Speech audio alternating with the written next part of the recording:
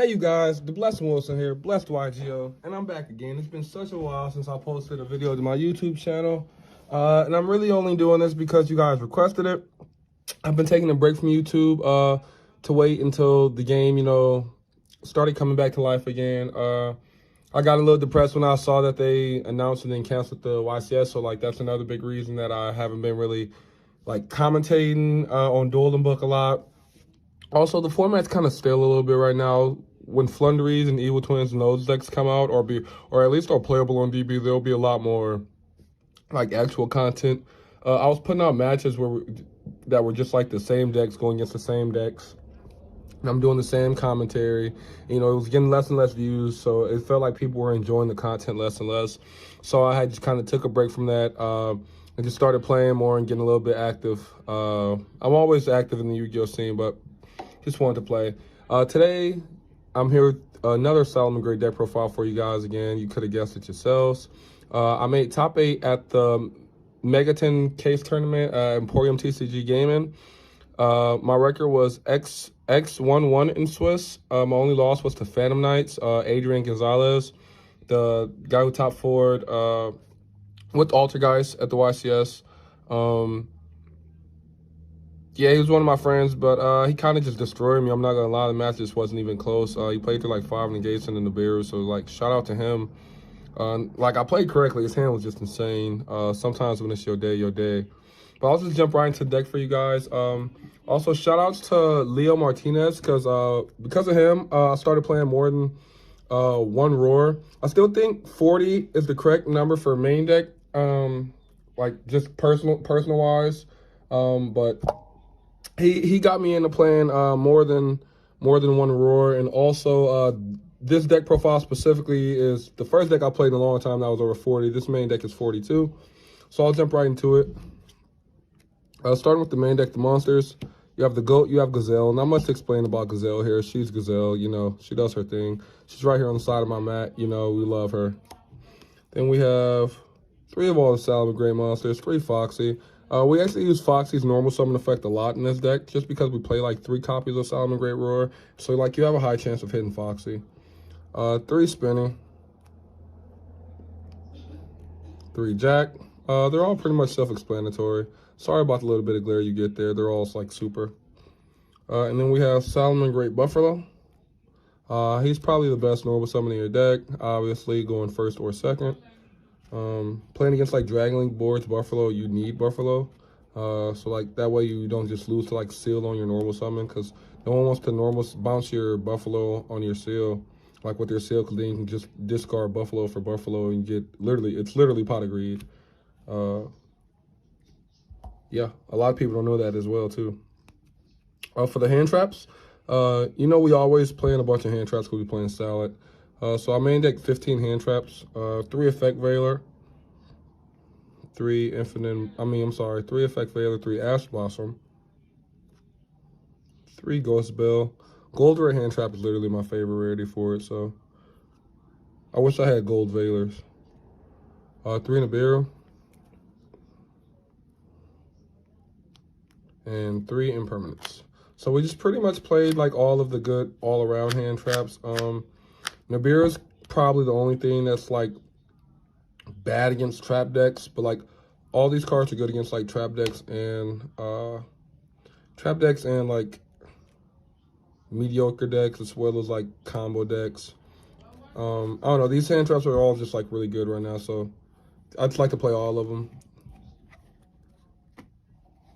So that's it for the main deck, monsters and hand traps. For the spells, played 1 Sanctuary, 1 Circle, 3 Desires. Once again, we're not playing Signet Mining. I'm really glad I'm starting to get people on the wave of no Signet Mining. Starting to realize it's not needed. It's more of a neg, and it's already good. It's only good if your hand's already good.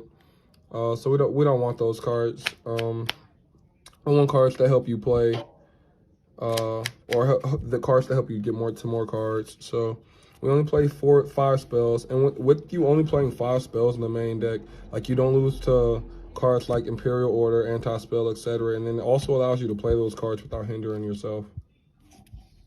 So that's it for the main deck spells. We only play 5. And then start off traps. the 1 Imperial Order, and then we play 2 Salamangreat Roar. I played this at 3, but for this specific event, I took the 3rd Roar out for the main deck Imperial Order, just because my friend told me there was going to be like a lot of Shaddolls. I drew this one time in Swiss, and it was versus Adamantipator. So Imperial Order wasn't really that good. Didn't really come up. Yeah, so like I said, the one time I drew it was against Rocks, but it's really good in theory. It's a win button. If it's not in my main deck, it's definitely in my side deck. So yeah. And for more traps, we play the best trap of the game right now, 3 Torrential Tribute. I really took this from like Pack's deck. I saw when he went. I think he either got 2nd place or he won playing Eldritch, and that deck is just not playable right now. But like the traps he were playing and the theory behind all his cards were really good. And as long as you're a smart player, you can win with decks like this. Like I'll say like tier 2 decks you'll just like easily beat if you know how to deck build, and your technical play is just insane. It really helps you. So like Torrential is just insane, especially with like everybody on the Virtual World train. It's just blowing those decks out. Everybody on the Drytron train just blowing those decks out. Everybody on the Revolt train just blowing those decks out. Like your opponent's making a whole board, then you Torrential them, and all they have is Revolt on their turn. And you literally just need a Bale to win the game. So yeah, Torrential's pretty crazy. Like it's literally Nibiru, except I get to keep my whole board because of Baylink. So like Torrential's insane. Every salad deck should be playing Torrential. This card's just nuts. So that's going first. It's nuts going second. Just for a fun fact, you can ask if any of my opponents see this video, they can all comment below. I lost every single dice roll in Swiss. I lost every single dice roll in Swiss. So it was really good that I main decked 15 hand traps. Along with the 3 Torrential, because Torrential just helps break boards. Like whenever you open like Torrential Roar or Torrential plus Strike, because you also, these are the last 3 traps you play in the main deck, play 3 Strike. And basically, this was my deck before. This was the 3rd Roar, right? So like, you're always opening, like if you open Torrential, you're always pretty much opening Torrential and Strike or Torrential Roar. So it's like, it's pretty much the same thing. It's like you're making sure your Torrential resolves through boards. And you're keeping your entire board. So like it's nuts. It's really nuts. I definitely recommend everybody to play that deck.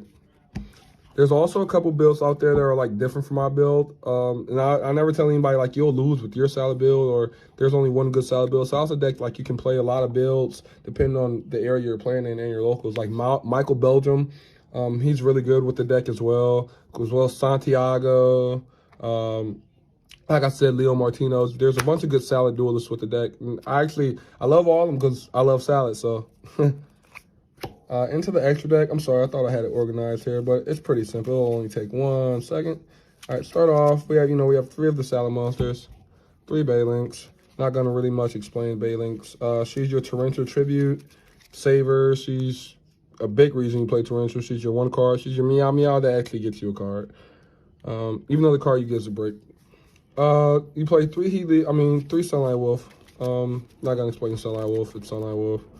And then you play 2 Helio. A lot of people play 1 or 2 of this card. This card's cracked. A lot of people, I don't know if you're still playing this deck you didn't know. Shout out to Oscar Vargas. I was playing this deck. I'll admit this to everybody. I know almost every single interaction with this deck. Possibly every single interaction with this deck. The one thing I didn't know my entire career playing this, and I'll admit it to people, was I didn't know Helio could target my monsters as well. So it just targets any monster on the field and a monster in your opponent's graveyard. So like a couple months ago, my friend from locals, Oscar Vargas, he's topped the regionals before and stuff, and he tells me like I was in a situation where I was playing at locals and I could have outed his Dragoon by boosting my guy, but I ended up outing anyway by just attacking over with access code. But he was like, yeah, you could have just boosted your Helio and made your guy bigger. And I was just like, oh, shit, I did not know I could do that. I could have just made my Helio 3K, crash into his Dragoon, and then protect my Helio with Baylinks.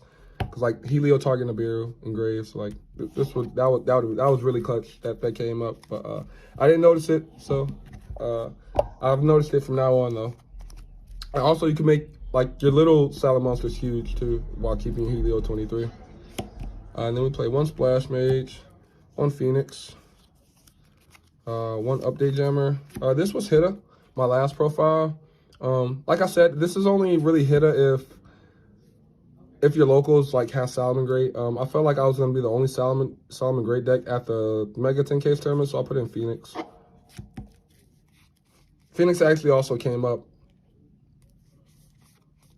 Transcode, Appaloosa, access code, and Stalio. I was gonna cut Appaloosa for Almirage because I play lots of hand traps, right? And I felt like if I ever open like double Ghost Bill, like Roar, and like all hand traps, right? I want to be able to like normal summon something, normal summon one of the double copy hand traps I have, and make Almirage, and then have my Roar be live and just have all by the gate still. But like, Sam talked me out of it. Sam Gregory or Z, he talked me out of it, and he told me just play Appaloosa. I never summoned Appaloosa, but I was never in a situation where I would have needed Almirage.